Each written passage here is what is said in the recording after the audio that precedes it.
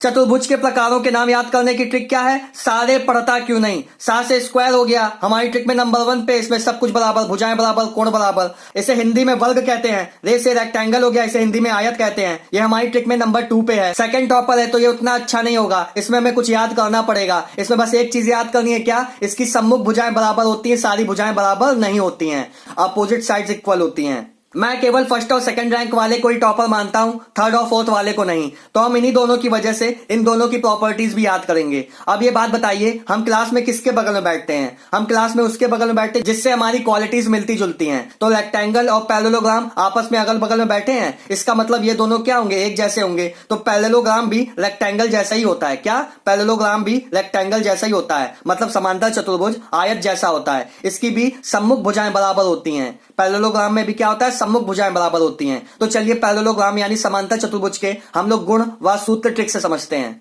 सम्मुख भुजाएं बराबर तथा समांतर होती हैं। Opposite sides are equal and parallel to each other. मान लीजिए ये साइड हमारी क्या है? ए है तो ये भी हो जाएगी, ये बी है तो ये भी हो जाएगी बी। क्यों? क्योंकि सम्मुख भुजाएं क्या होती हैं? पैरेललोग्राम में समांतर चतुर्भुज में बराबर होती हैं, पैरेलल होती हैं। इसका मतलब ये होता है, पैरेलल को हिंदी में समांतर कहते हैं। इसका मतलब ये होता है कि ए बी और डी सी अगर पैरेलल हैं, ए बी और डी सी अगर पैरेलल हैं, इसका मतलब ये होता है हम ए बी और डी सी को चाहे जितनी दूर तक बढ़ाएं, ये दोनों एक दूसरे को कभी कट नहीं करेंगी। ऐसे ही ए डी और बी सी के साथ है, हम इन दोनों को चाहे जितना आगे बढ़ा दें पर ये दोनों कभी एक दूसरे को कट नहीं करेंगी। ये होता है समांतर का मतलब। दूसरी प्रॉपर्टी है सम्मुख विपरीत कोण बराबर होते हैं। Opposite angles are equal. मतलब ये एंगल अगर मेरा एक्स है, ये एंगल अगर एक्स है तो ये भी एक्स होगा। आया समझ में? ये अगर वाई है तो ये भी वाई होगा।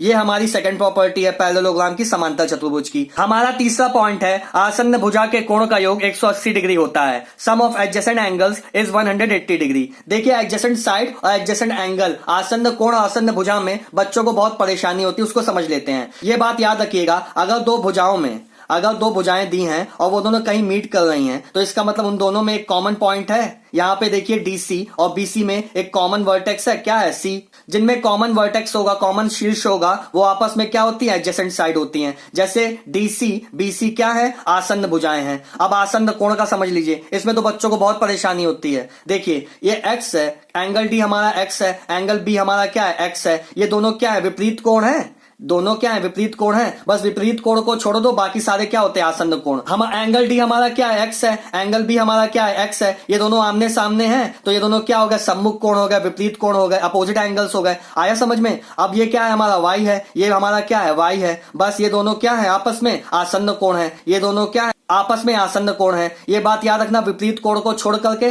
बाकी क्या है? आसन्न कोण है। याद रहेगा। हमारा चौथा पॉइंट है विकर्ण एक दूसरे को विभाजित करते हैं, डायगोनल बाइसेक्ट ईच अदर। मान लीजिए विकर्ण एसी और विकर्ण बीडी एक दूसरे को ओ पे कट कर रहे हैं। विकर्ण एसी और विकर्ण बीडी एक दूसरे को ओ पे कट कर रहे हैं तो विकर्ण एसी जो होगा हमारा डीबी को दो बराबर भागों में बांटेगा, ओडी और ओबी। इसी तरीके से विकर्ण बीडी जो होगा एसी को दो बराबर भागों में बांटेगा, एओ और ओबी, ओसी। समांतर चतुर्भुज का पांचवा गुण है सभी आयत समांतर चतुर्भुज होते हैं। All rectangles are parallelogram. देखिए ये कैसे होता है? आयत भी क्या है? हमारा एक पैरेललोग्राम का, समांतर चतुर्भुज का एक टाइप है। उसमें बस हो क्या जाता है? सारे एंगल 90 डिग्री के हो जाते हैं। तो चलिए अब हम लोग समांतर चतुर्भुज के फॉर्मूले यानी सूत्र समझते हैं। ये अगर ए है तो ये भी ए हो जाएगा, ये बी है तो ये भी बी हो जाएगा।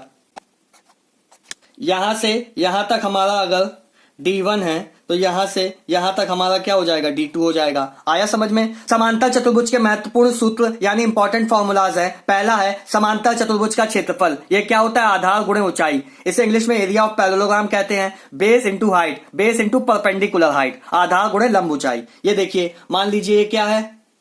ये तो हमारा बेस हो गया ए और यहाँ पे हमने परपेंडिकुलर गिरा करके हाइट मान ली एच, तो क्या हो गया? Base into height. समांतर चतुर्भुज का परिमाप 2 गुणे आसन्न भुजाओं का योग। ये क्या है? हमारी आसन्न भुजाएं हैं। इनमें देखिए एक कॉमन शीर्ष है, कॉमन वर्टेक्स है, तो ए प्लस बी यहाँ पे भी है, तो दोनों को जोड़ करके 2 से मल्टीप्लाई करा देंगे तो क्या आ जाएगा? समांतर चतुर्भुज का परिमाप आ जाएगा। Perimeter of parallelogram equal to 2 into sum of adjacent side. समांतर चतुर्भुज का एक बहुत इंपॉर्टेंट फॉर्मूला है, महत्वपूर्ण सूत्र है, उसमें हमें कुछ नहीं करना होता, उससे निकालेंगे कैसे, देखिए जो भुजाएं दी गई हैं उनका स्क्वायर कर दीजिए और उन्हें जोड़ दीजिए, मतलब a square plus B square. अब जो डायगोनल दिए हुए हैं उसका स्क्वायर कर दीजिए और जोड़ दीजिए और आधा कर दीजिए, मतलब d1 square plus d2 square upon 2। ये फॉर्मूला किस क्वेश्चन में यूज होगा, देखिए कभी हमें दोनों डायगोनल दे देगा, एक भुजा नहीं देगा, दूसरी भुजा दिया होगा, और कभी क्या करेगा, तीन चीजें इसमें दिया रहेगा, या तो कभी एक डायगोनल नहीं देगा बाकी चीजें देगा, ऐसे करके हमसे पूछा जाएगा। तो स्टूडेंट्स, अगर आपको वीडियो अच्छा लगा हो या कुछ नया सीखने को मिला हो तो चैनल को सब्सक्राइब कीजिएगा, वीडियो को लाइक कीजिएगा। Thank you.